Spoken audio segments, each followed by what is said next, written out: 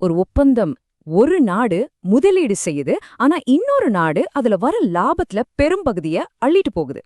இது கேக்குறதுக்கே ரொம்ப விசித்திரமா இருக்கு இல்லையா? அதுவும் ஜப்பான் மாதிரி ஒரு பொருளாதார சக்திய அமெரிக்கா எப்படி இப்படி ஒரு ஒப்பந்தத்துக்கு சம்மதிக்க வச்சுது? வாங்க, இந்த நம்பவே முடியாத கதைய கொஞ்சம் விரிவாக பார்க்கலாம். இந்த கதையோட ஆரம்பமே இந்த ஒரு எண்ணில் தான் இருக்கு. 90%. ஆமா, ஜப்பான் இன்வெஸ்ட் பண்ணோம், ஆனா வர லாபத்துல 90% அமெரிக்கா எடுத்துக்கும்.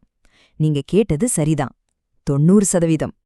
அந்த 90% லாப பங்கீட்டுக்காக ஜப்பான் முதலீடு செய்ய வேண்டிய தொகை எவ்வளோ தெரியுமா? 550 பில்லியன் டாலர்கள். இது ஏதோ சாதாரண தொகை இல்ல, நம்ம கற்பனைக்கு கூட எட்டாத ஒரு பிரம்மாண்டமான தொகை. இதுதான் இப்போ நம்ம எல்லார்கிட்டயும் இருக்கிற முக்கியமான கேள்வி. ஜப்பான் எதுக்கு இப்படி ஒரு தற்கொலைக்கு சமமான ஒப்பந்தத்துல கையெழுத்து போடணும்? இந்த முடிவுக்கு பின்னாடி இருக்கிற காரணங்களை வாங்க ஒன்னொன்னா அலசி பார்க்கலாம். இந்த கதை ஆரம்பிச்சது ட்ரம்ப் நிர்வாகத்துக்கிட்ட இருந்து வந்த ஒரே ஒரு சக்தி வாய்ந்த மிரட்டல்ல தான்.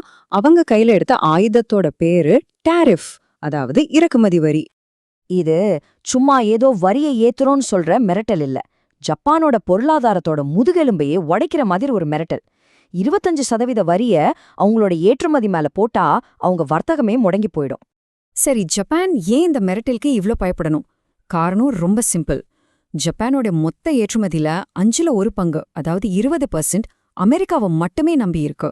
இப்ப யோசிச்சு பாருங்க, அந்த 20% வருமானம் வர்ற ஒரு இடத்துல 25% வரி போட்டா ஜப்பானோட பொருளாதாரம் என்ன ஆகும்? மொத்தமா நிலை குலைஞ்சு போயிடும் இல்லையா? இந்த பயங்கரமான வரி விதிப்புல இருந்து தப்பிக்கிறதுக்காக ஜப்பானுக்கு ஒரு தீர்வு கொடுக்கப்பட்டது. ஆனா கொடுமை என்னன்னா, அந்த தீர்வு அந்த மிரட்டலை விட ரொம்பவே மோசமா இருந்துச்சு. அதோட விவரங்களை இப்ப பார்க்கலாம். இந்த ஒப்பந்தத்தோட நிபந்தனைகளையே பாருங்களேன். முதலீடு பண்றது ஜப்பான், ஆனா எந்த ப்ராஜெக்ட்னு முடிவு பண்றது அமெரிக்கா. ஒரு ப்ராஜெக்ட ஓகே சொல்றதுக்கு ஜப்பானுக்கு வெறும் 45 நாள் தான் டைம். வேணான்னு சொன்னா மறுபடியும் அதே 25% வரி மிரட்டல். இது எல்லாத்துக்கும் மேல வர லாபத்துல ஜப்பானுக்கு வெறும் 10% தான். இந்த லாப பங்கீட்ட பாருங்க. அமெரிக்காக்கு 90%, ஜப்பானுக்கு வெறும் 10%. முழு பணத்தையும் போட்டு ஒருத்தருக்கு வெறும் 10% கிடைக்கிறது. எந்த வகையில நியாயம்? இன்னும் சிம்பிளா சொல்லணும்னா, இது எப்படின்னா, நீங்க ஒருத்தருக்கு வட்டியே இல்லாம எந்த ஒரு கேரண்டியும் இல்லாம கடன் கொடுத்துட்டு அவரு சம்பாதிக்கிற லாபத்துல இருந்து வெறும் 10% மட்டும் வாங்கிக்கிற மாதிரி இருக்கு. இது ஜப்பானுக்கு எவ்ளோ பெரிய அடிங்கிறத இதுவே தெளிவா சொல்லுது. சரி, இவ்வளவு மோசமான ஒரு ஒப்பந்தத்துக்கு ஜப்பான் ஏன் தலையாட்டணும்? அத புரிஞ்சுக்க நம்ம ஜப்பானோட அப்போதைய உள்நாட்டு பொருளாதார நிலைய கொஞ்சம் பார்க்க வேண்டியிருக்கு. பொதுவா ஒரு நாட்டோட கடன் ஜிடிபி விகிதம்னு ஒன்னு சொல்வாங்க. அதாவது ஒரு நாடு ஒரு வருஷத்துல சம்பாதிக்கிற மொத்த வருமானத்தை விட அதுக்கு எவ்ளோ கடன் இருக்குங்கிற கணக்கு. ஜப்பானுக்கு இந்த விகிதம் 200%க்கும் மேல. புரியுற மாதிரி சொல்லணும்னா, ஜப்பான் 100 ரூபாய் சம்பாதிச்சா அதுக்கு 200 ரூபாய்க்கு மேல கடன் இருக்கு. இவ்ளோ பெரிய பொருளாதார நெருக்கடியில இருந்ததாலதான் அமெரிக்காவோட மிரட்டலுக்கு அவங்களால எதிர்த்து நிக்க முடியல. ஒருவேளை அமெரிக்கா அந்த 25% வரிய போட்டிருந்தா என்ன நடந்திருக்கும்? இதோ பாருங்க. முதல்ல ஏற்றுமதி கடுமையா பாதிக்கப்படும். இதனால உள்நாட்டுல பல கம்பெனிகள் மூடப்பட்டு வேலை இழப்புகள் அதிகமாகும். ஜப்பானோட பணமான யென்னோட மதிப்பு இன்னும் சரியும். பொருளாதாரம் சுருங்க ஆரம்பிக்கும். இத ஒரு முடிவே இல்லாத ஒரு பேரழிவு சுழற்சி மாதிரி போயிட்டே இருந்திருக்கும். ஆனா ஜப்பான் கையில அமெரிக்காவுக்கு எதிரா பயன்படுத்த ஒரு பிரம்மாஸ்திரமே இருந்துச்சு. ஆனா அது அவங்களால பயன்படுத்தவே முடியல. ஏன்னா அது அவங்களுக்கே வச்ச ஒரு பொறி. அந்த பிரம்மாஸ்திரம்தான் இது. 1.2 ட்ரில்லியன் டாலர் மதிப்புள்ள அமெரிக்க அரசாங்க பத்திரங்கள். ஜப்பான் நினைச்சிருந்தா இத வித்து அமெரிக்க பொருளாதாரத்தையே ஆட்டி பாத்திருக்கலாம். கேக்குறதுக்கு ஜப்பான் பவர்ஃபுல்லா இருக்கிற மாதிரி தெரியுது இல்லையா? ஆனா உண்மை அதில்ல. இது ரொம்ப சரியான கேள்வி. இவ்ளோ பெரிய ஆயுதத்தை வச்சுக்கிட்டு ஏன் அமைதியா இருந்தாங்க?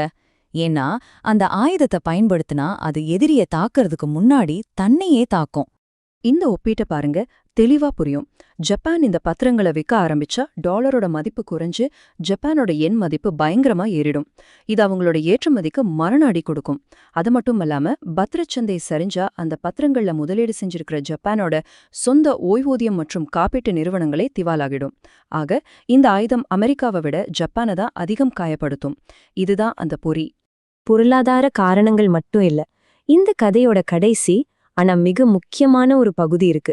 அதுதான் புவிசார் அரசியல் மற்றும் தேசிய பாதுகாப்பு. ஜப்பானை சுத்தி சீனா, வடகொரியா, ரஷ்யான்னு சக்தி வாய்ந்த நாடுகள் இருக்கு. இந்த அச்சுறுத்தல்கள்ல இருந்து தங்கள காத்துக்க ஜப்பான் முழுக்க முழுக்க அமெரிக்காவின் ராணுவத்தையே நம்பியிருக்கு. சொல்லப்போனா அமெரிக்கா ராணுவம் ஜப்பான்ல தங்கி இருக்கிறதுக்கு ஜப்பானே அமெரிக்காவுக்கு பணம் கொடுக்குது. இந்த மாதிரி ஒரு பாதுகாப்புச் சூழல்ல ஜப்பானால எப்படி அமெரிக்காவை எதிர்க்க முடியும்? எனவே இதுதான் முக்கியமான புள்ளி. ஒரு பக்கம் நொடிஞ்சு போன பொருளாதாரம், இன்னொரு பக்கம் பாதுகாப்புக்காக அமெரிக்காவை முழுசா சார்ந்திருக்கிற நிலை. இந்த 2 காரணிகளும் சேர்ந்து ஜப்பானுக்கு வேற வழியே இல்லாத ஒரு இக்கட்டான நிலைய உருவாக்கிடுச்சு. இதுதான் ஜப்பானோட தற்போதைய பரிதாப நிலைமையோட சக்தி வாய்ந்த சுருக்கம். வலிச்சாலும் உயிர் பிழைக்க வேற வழி இல்லைங்கிற ஒரு கசப்பான உண்மைய அவங்க உணர்ந்துட்டாங்க. இதுதான் நாம இன்னைக்கு சிந்திக்க வேண்டிய இறுதி கேள்வி.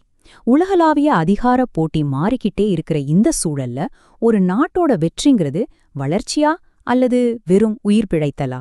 நீங்க என்ன நினைக்கிறீங்க?